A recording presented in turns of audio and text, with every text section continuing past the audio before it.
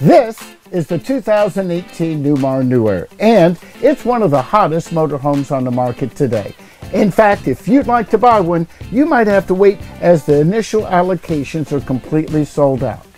Coming in at just under 34 feet, Newmar builds the New Aire is having many of the same luxury features as its big brother, the King Aire. Hi, I'm the Gadget Guru, Andy Pargh. Stay tuned, because when I come back, I'm going to introduce you to my friend Jim Lattimore. He's the owner of this brand spanking new Aire, and he just completed his first road trip.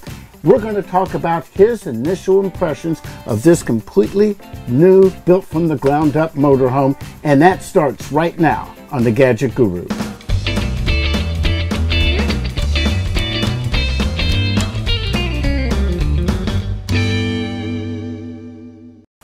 This is Jim Lattimore. Now let me tell you right up front, Jim and I go way back, probably a lot more years than we'd ever remember. We both spent, I spent all my life, you spent most of your life in the Middle Tennessee area. And I remember the first time we really started getting together was over motorcycles. There we go. And we've done quite a few trips together. You have ridden motorcycles around the world. You got into motorhomes probably a decade before I did. Before we get into the New Aire and why you purchased this model, can you give me a brief history of the motorhomes that you've owned? Well, I started back in '99 and I bought my first big Prevost 45-foot unit and used it. Actually, my wife and I lived in it full time for a while. Really?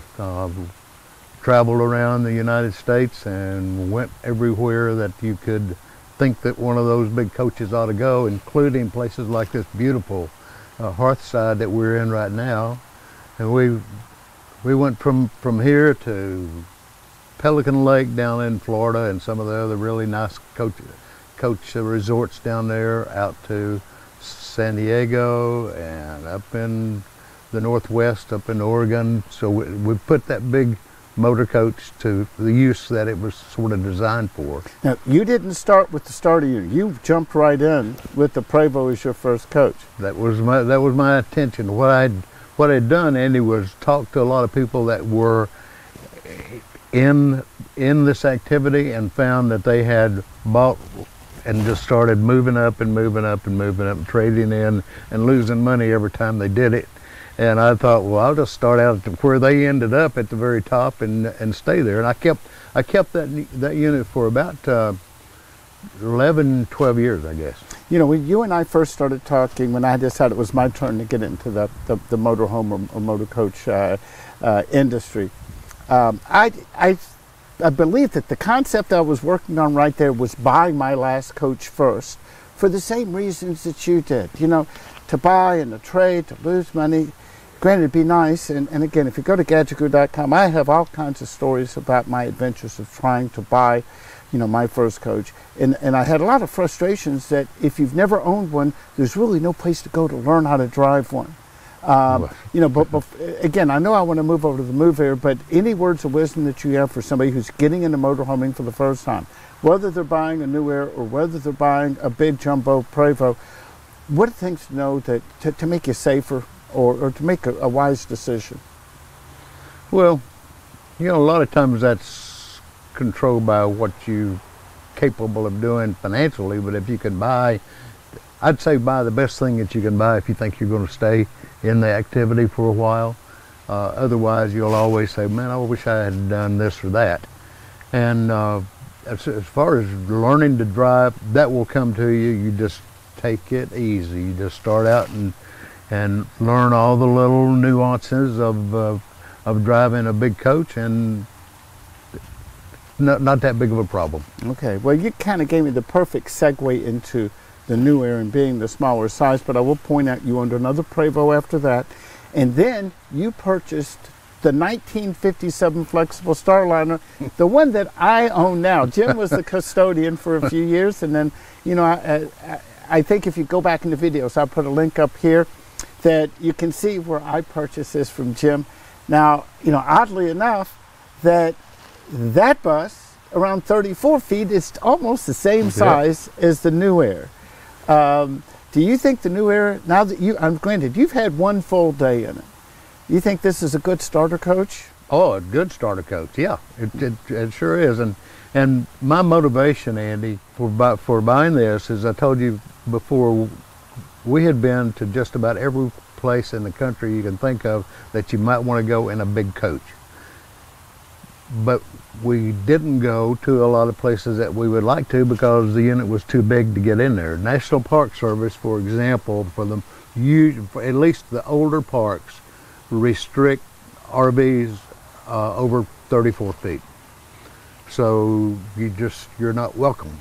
But and it's not that you're not welcome, it's just that they don't fit. They don't fit, and they didn't have that big a coach in mind when they designed the little slots for you to park inside the Now, if I read the specs correctly, that Newmar has this, I know they built it as a 33-footer, but the actual spec short is 33 foot 11 inches. Right. So this thing makes it by that much into the national park system. I think they probably had that target in mind when they put this together. And I know that you kind of moved on this fairly quickly. You had a long wait because these things were pretty much sold out. I believe you had to wait about 5 or 6 months to get it. I did. I ordered it back in March, and this is 1st of August or so. Tell me again about the transition. And I know that you've owned this bus from one day, from going to the mentality of owning and driving, you know, a luxury Prevost motorhome to a Newmar RV, pretty much. Well, obviously there's a lot of difference. A big old bus, a Prevost bus, is more of I call it a pillowy kind of a ride. It's got big airbags. It's very smooth, very quiet, comfortable. These coaches, and just about all like it or even bigger, are actually on truck chassis to begin with. Although they're custom made for the RV industry, they're not anywhere close to being the same setup that a big bus is. But I found yesterday, I drove up here from the Newmar factory here to PETOSKEY, and it does just fine out on the highways. It probably does, well, no, for sure, does a lot better on little small roads than the big coaches. I would compare a big Prevost bus to a high-end Lexus four-door Lexus sedan or a Mercedes, and this is more like compared to it, more like a little sports car. It's got great handling, and I spent so much time driving a big bus. I have these habits of going slow and taking it easy, but every once in a while I found that I could push it a little bit, and I think, man, this thing will really go. Now, I know you've only had one single road trip in it since you purchased it, and you know, I know what a Prevost drives like, you do too. How was this? I mean, was it solid? Was it quiet? Remember, it just came off the factory showroom. Did you notice anything on the first drive?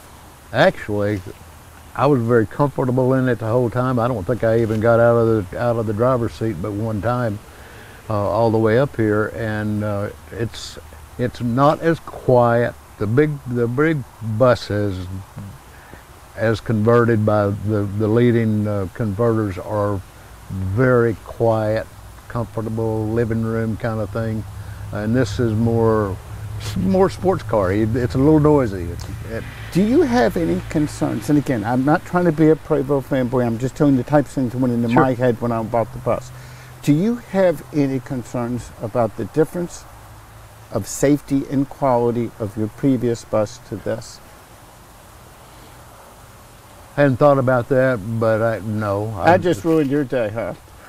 I didn't mean to. I know in my decision, safety was a big concern, not just for me, but for my passengers, knowing I was in a steel cage. Again, Newmar makes a wonderful product, but did you give any thought to that before making the purchase? No, because I'd never had an accident in a coach, never really was around a situation where safety was that big a concern. I just didn't think about it. Well, I hope you keep up the same track record. Now, let's talk about the ordering experience and then the transition experience, because you did the factory delivery. How did all that go? Okay, I did the factory delivery, but that might be a little bit misleading because you don't deal directly with the factory.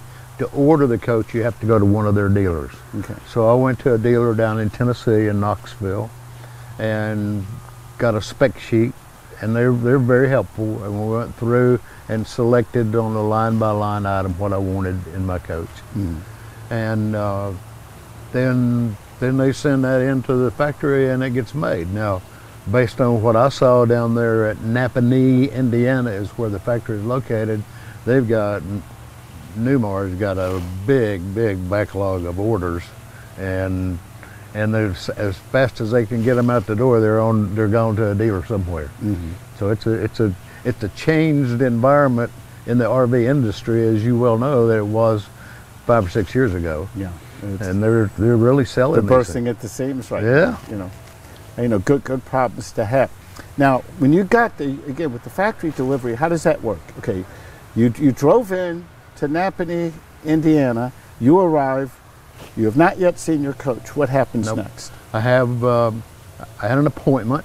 Be there at 8 o'clock on Monday morning on a certain date, which was my birthday, coincidentally. Yeah, happy birthday. He looks pretty good for 90 years old, doesn't he? And so I'll go meet the guy, the head guy. We talk for a little while, and then he assigns me to my aide, my buddy, and I spent the next 3 days with him. And he takes me around the coach for about 4 or 5 hours a day, running every little switch, every little indication of anything on this coach. We explored it.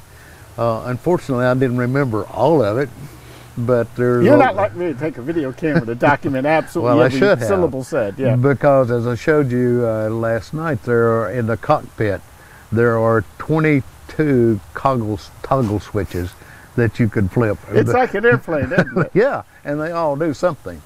And then there's a lot more. There's another 16 up where you have to get up out of the chair to get to, because they don't want you to put the blinds down, for example, when you're driving. But it's very well thought out. It's very logical, and one thing that strikes me strange, whether it's Newmar, Integra, or Prevost, or New, or anybody, there's one thing that I think would be the easiest thing to deliver to a new owner that nobody's doing. I had to create my own.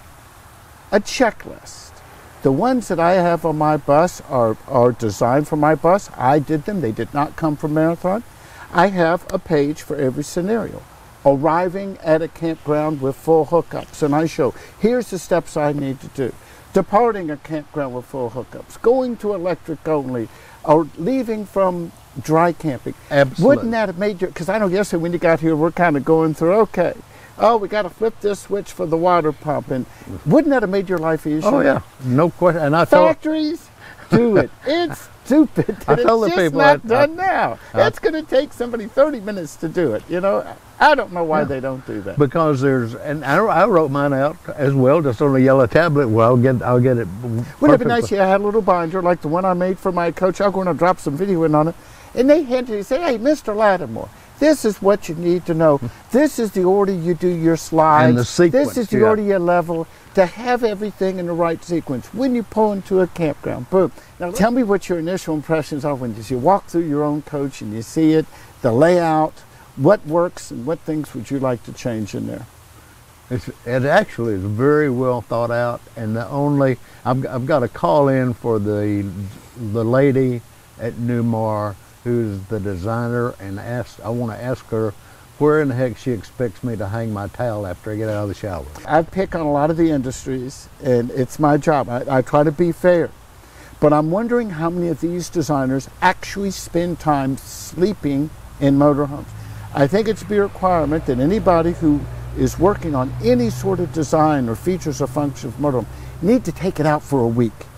No question. Without calling the factory. They need to see how it's used, because that's a very easy fix. Yeah. It's like, I'll do something. I'll get me a towel bar and put it somewhere. But you'd think that would be offered, isn't it? Yeah. Now, the layout, I noticed you said something about the sofa. You want to make a change on that? Yeah, I would have preferred to have had 2 recliner chairs as opposed to a sofa, because they've gone, that's a big, expensive fold out into a bed kind of a sofa.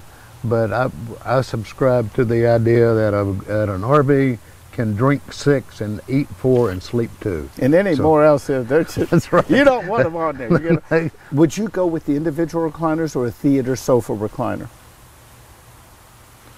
I think I'd go with just with individual chairs with a little table in between or something. You know, either I'll modify my coach, or this is what I'd like to do, or you know, possibly if I ever build a coach, I like the idea of having a theater sofa with armrests, even fold-out tray tables, and being across from a TV. Because like you know, I have bunks in my coach. I have no need to use a jackknife or fold-out bed on there. Sleeping in this a few nights. I guess you've slept in now 4 or 5 nights. How's the air conditioner? Granted, right here in Michigan, you don't need it, but you were down in Indiana before. I think it was warmer earlier in the week. Is it quiet? Is it efficient? I think all air conditioners are a little louder than they should be, but this one doesn't annoy me. I'm in the back with it's a lot quieter back there.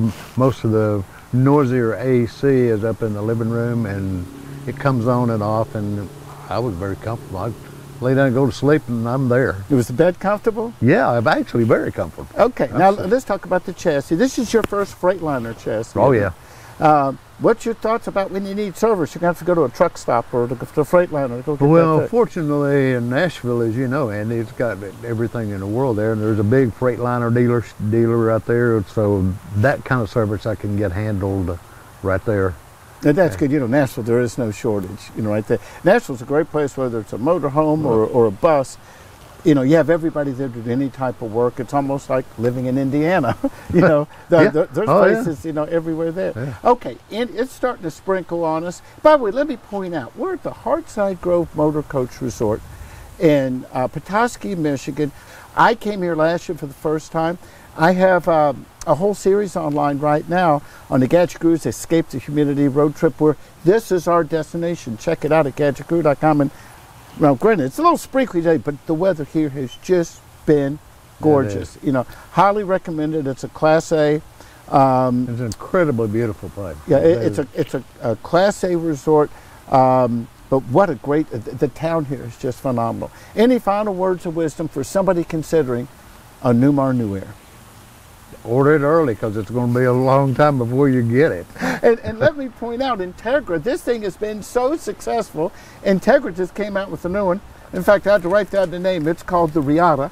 It's a 37-foot, so I don't know, you're kind of pushing that national park deal here, built on a Spartan K1 chassis with the same, or pretty much the same 360 horsepower engine. So I have to tell you, I remember when this first came out, the size is appealing. Those of us who own big buses, there are places we can't go. There are places that are a tight fit. You know, we got to use, you know, all these programs and books to find campgrounds or word of mouth where we can fit in.